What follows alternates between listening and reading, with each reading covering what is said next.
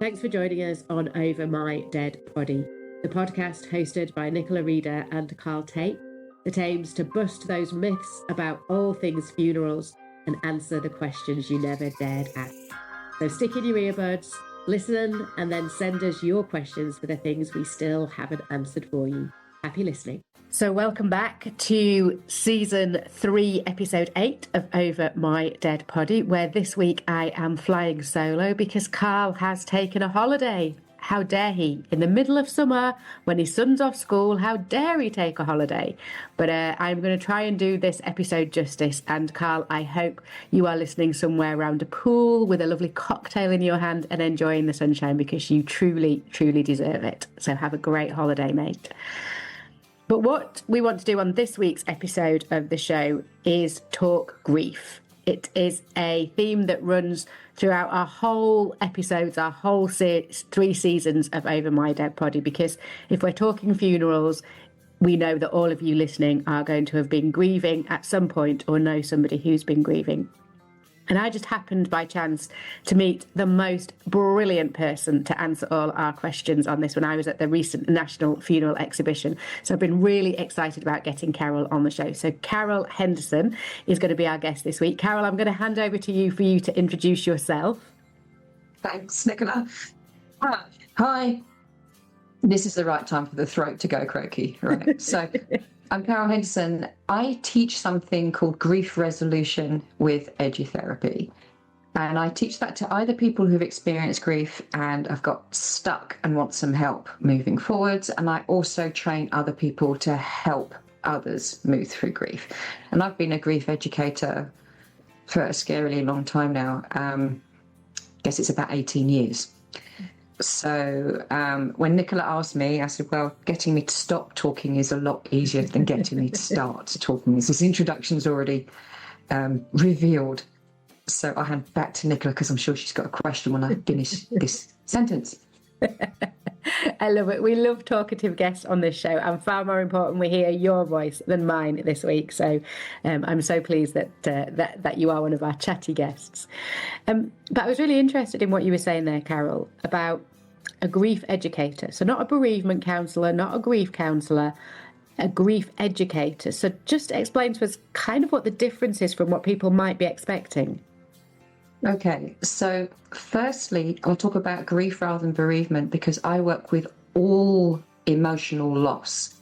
So grief is what follows an ending or a life change.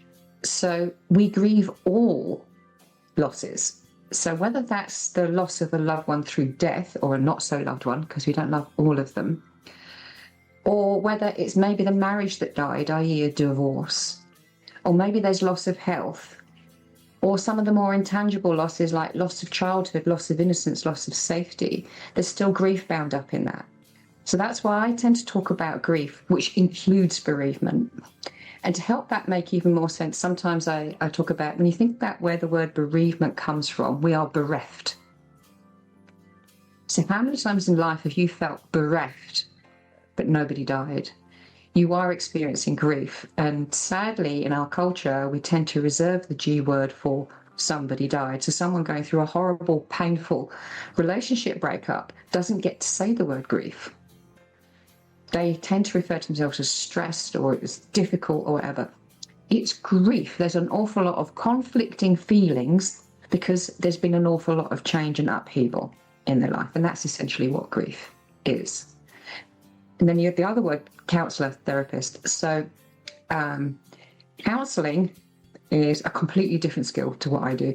So counselling is something that needs a lot of training, and it's helping people to pull apart why they're feeling a certain way.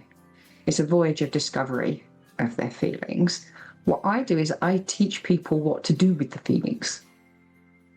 Because we just kind of assumed that we have them, so we know what to do with them. And that's actually sadly not true. So what I do is I teach people how to let go of the painful stuff to give room for the good stuff to kind of come to the surface, essentially.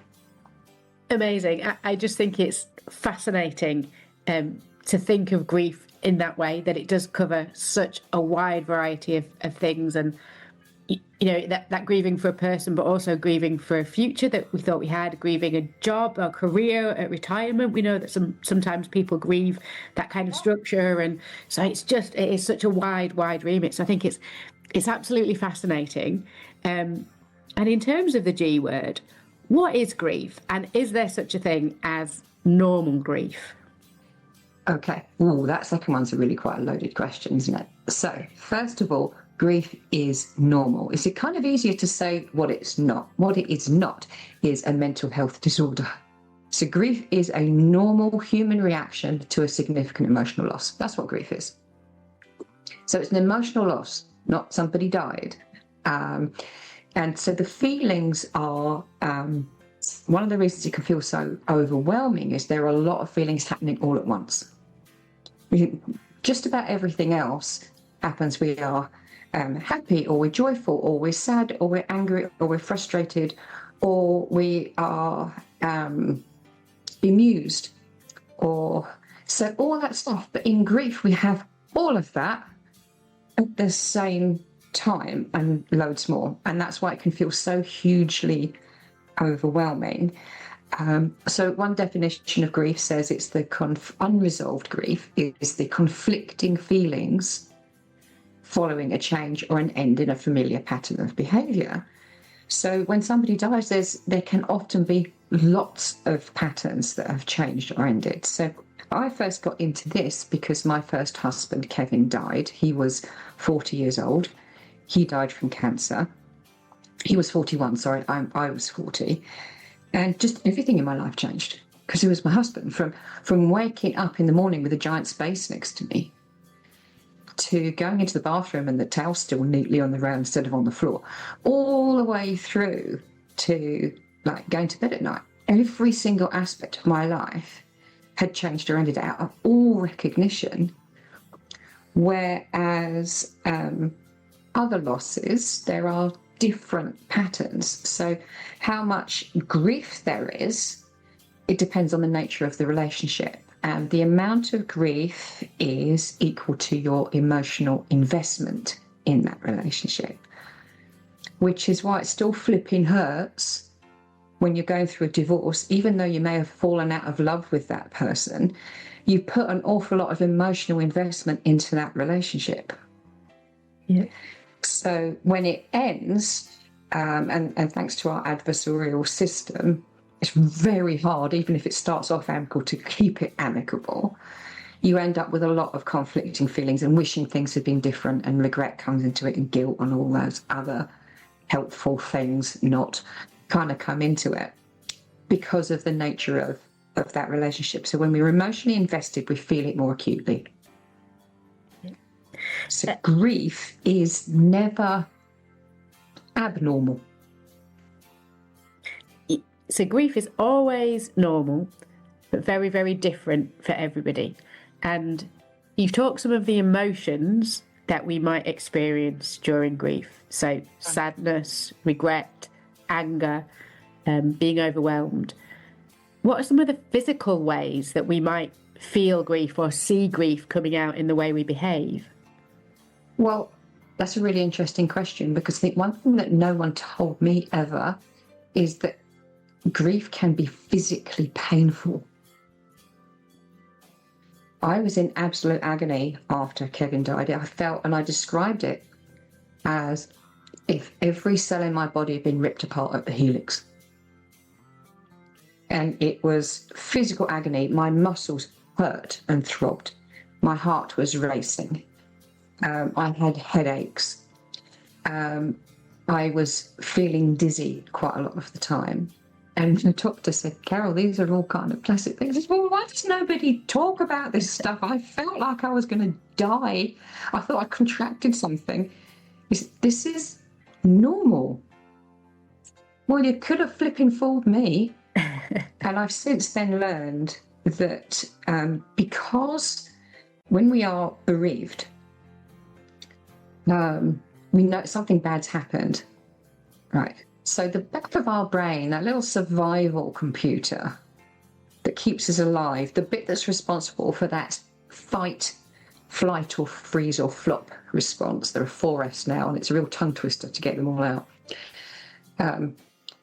Sees it as something bad happened, there's a threat. And that's why all this physiological stuff is going, what about me? Where's the next bad thing coming from?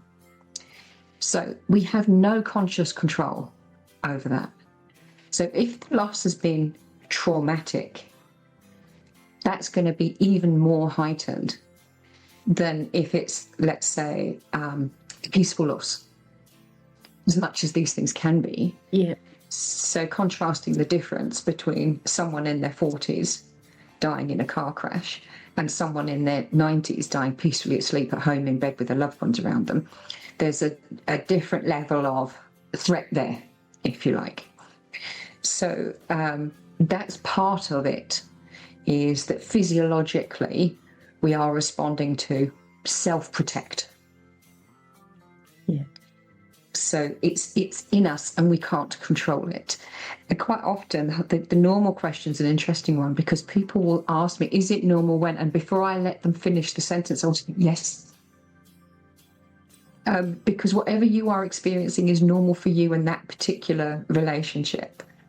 So yeah, things can get complicated. There can be compounding factors and complicating factors. But the fact is, you are not abnormal.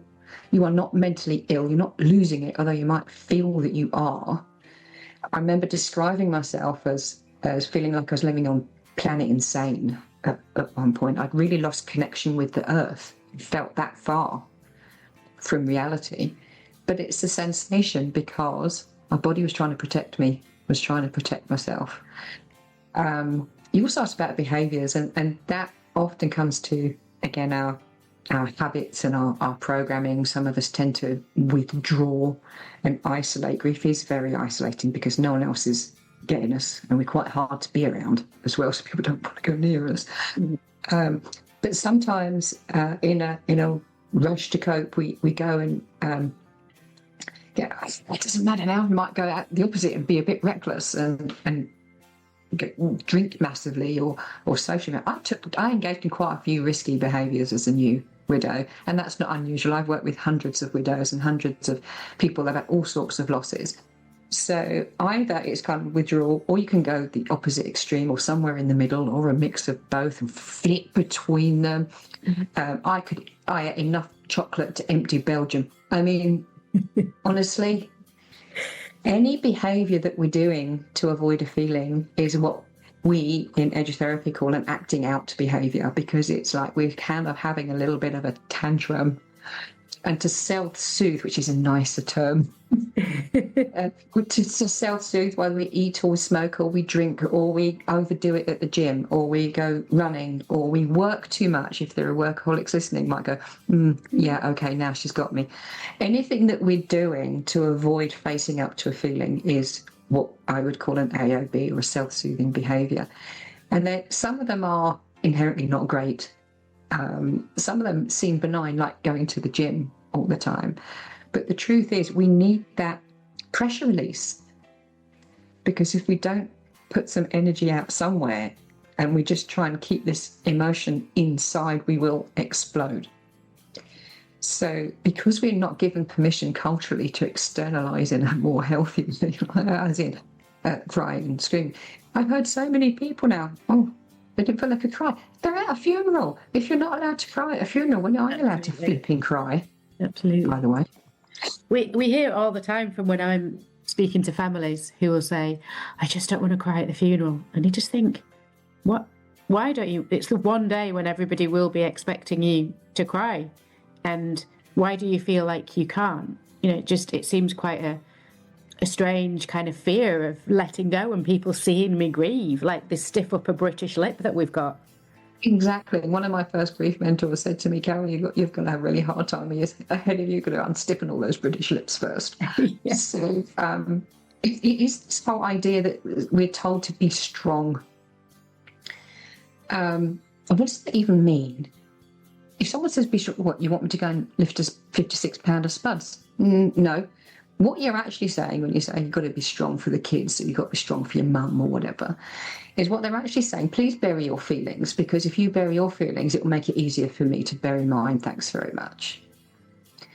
So it's not healthy. And did you know, Nichola, that tears of grief have different enzymes to tears of joy in them? I have read that somewhere. They are chemically a different makeup. Chemically different. And the enzyme in tears of sadness is natural painkiller.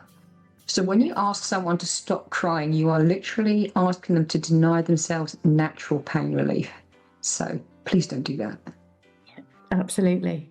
Absolutely. And I just wanted to pick up on one thing that you mentioned around kind of different intensities of the grief we feel. And you said, there are very different scenarios: a 40-year-old being killed very suddenly in a car crash to a 90-year-old who's had a good life, seen their family grow up, passed away peacefully at home, surrounded by family. Those are different scenarios. But your grief, so sometimes I hear when it's a 90-year-old and a grandchild, somebody in their 20s is very, very upset about that. And you'll hear people saying to them, hey, but what are you so upset about? He was 90, he'd lived a good life. Why are you so upset about that? And there isn't a competition. Your grief is valid. There's not kind of this, you only knew them a week, therefore you can't be upset, versus I knew them 10 years, therefore I've got a right to be more upset than you. We seem to try and compete all the time. Exactly. It's this compare and minimize thing. And it starts off, in other contexts of trying to teach us an attitude of gratitude, and not done particularly well, as in, eat your peas, children in China are starving. And, well, they can have my peas, mum. That idea that appreciate what you've got, because there are others off worse than you, sign of this compare and minimize. So minimize your dislike of discomfort around eating peas, because you're lucky you've got food. So there's nothing wrong with that per se, but the way it's done is then it translates to, if you have that, then the only person in the room that gets to feel bad is the person who with the worst perceived loss. Yes. Which is really unfair. So the intensity of grief is not, to kind of go back to that, what you said was, what happens is if someone's died in their 90s peacefully at home in their own sleep, there tends to be less undelivered communication. So there tends to be less emotional distress, if you like. But the grief can still be as intense. It's a different shape. So it's how angry or frustrated or how much agony we're in is proportionate to the degree of perceived unfairness. Okay. Yeah. So if someone like that, which is my mum was 84, she died peacefully at home. The doctors let us take her home. And so she had about as good a death as she could get. Yeah. It grieved her a lot. She was my mum. She and I were very close. My dad's been gone a very long time. We got very close, so particularly after, we were both widows. It was something else we had in common. So that grief was deeply sad, but I got to say to her pretty much everything I needed to say to her. And there was no unfairness in there. So it was a deep grief, but it wasn't such an agonizing grief. Whereas the traumatic loss, because there's a lot of unfairness in there inherently, not the natural order of things. You sometimes hear families say it's not in the natural way, particularly if a child dies, it's not in the natural order of things. It's unfair. You hope and dream and expect that your children will outlive you. In your 40s, you don't expect your husband to die.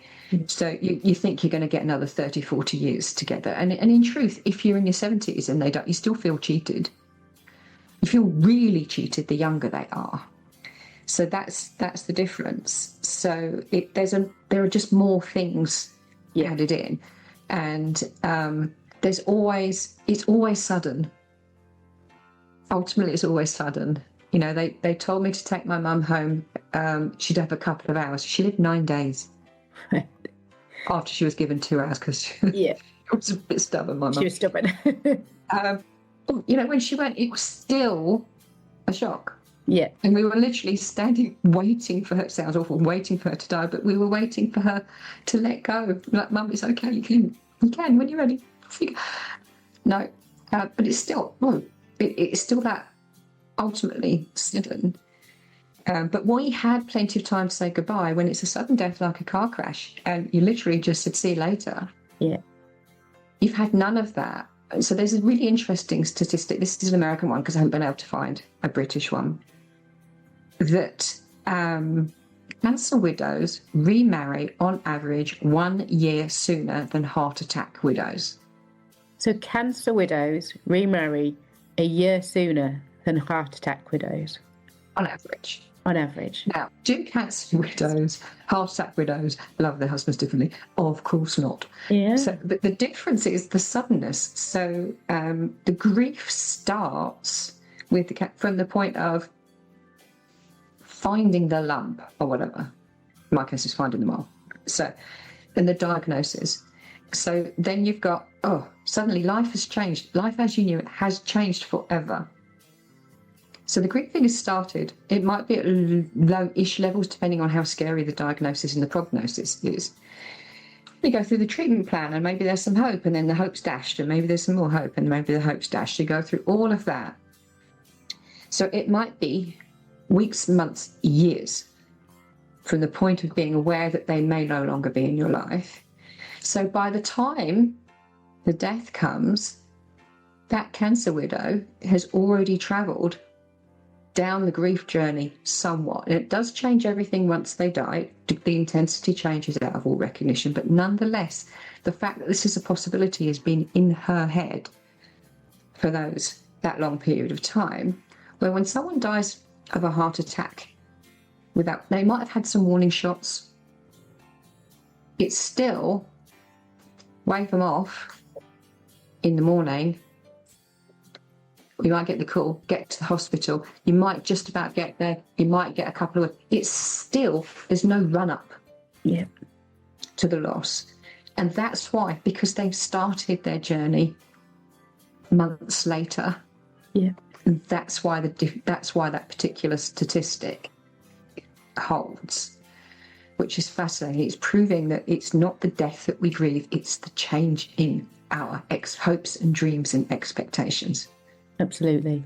And certainly in a lot of, I'm writing a script at the moment for a funeral for a very sudden death of somebody in their 60s. And often we'll address that in the funeral to say, along with all the grief and the sadness, there's this grief for, shock that we're even here, and the grief for what you thought was still to come, the plans, the holidays, the watching the grandchildren grow up, all those sorts of things that you just naturally assumed would happen. And it is the grief from today, but it's the grief for tomorrow as well. Absolutely. It's the life that you should have had. It's what should have come next that you don't get. So that's why, to go back to your example of the grandson, who's lost someone who died peacefully at home, their deep grief can be deep, profound. She didn't see me graduate. She didn't see me win that football match. She didn't see me get married. She didn't see all of that stuff. They have lost arguably kind of more of their future, because it's not about the person who died. And the other reason that that's quite hurtful when we hear it is they had a good innings, they had a good life. Lucky them. Because I'm still here and my pain has just started. Yes.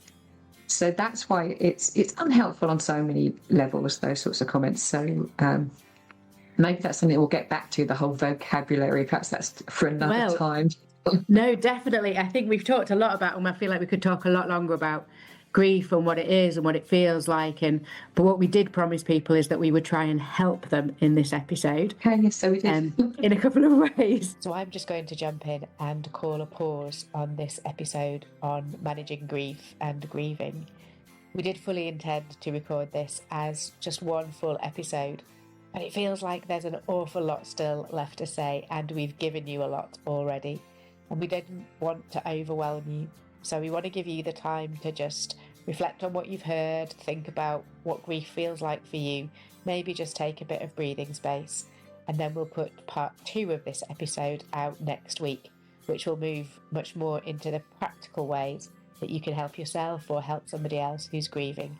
to manage all of those myriad of emotions that you get whenever you lose something from your life or someone from your life. So hopefully you have already found this episode useful.